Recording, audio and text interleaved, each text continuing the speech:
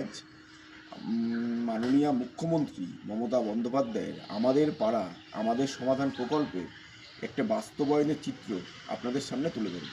আমি দাঁড়িয়ে আছি হাবড়া বিধানসভার 20 নম্বর ওয়ার্ডের 190 নম্বর বুথে মহেন্দ্র দত্ত রোডে।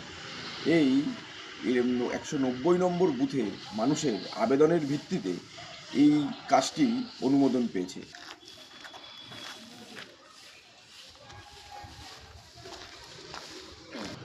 মন্দিরটি প্রায় 35 বছর পুরনো।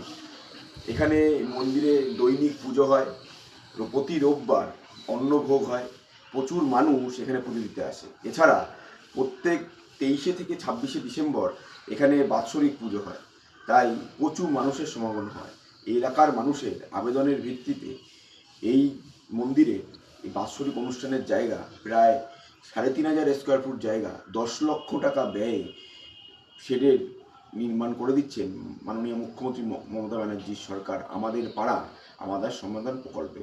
তাই আপনাদের সামনে এই পুরো শেডের কাজের চিত্র আপনাদের সামনে তুলে ধরব।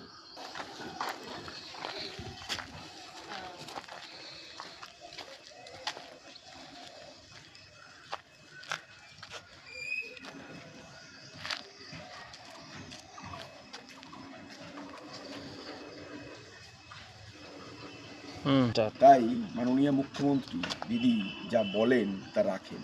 তাই দিদির পাশে থাকুন, দিদির সাথে থাকুন।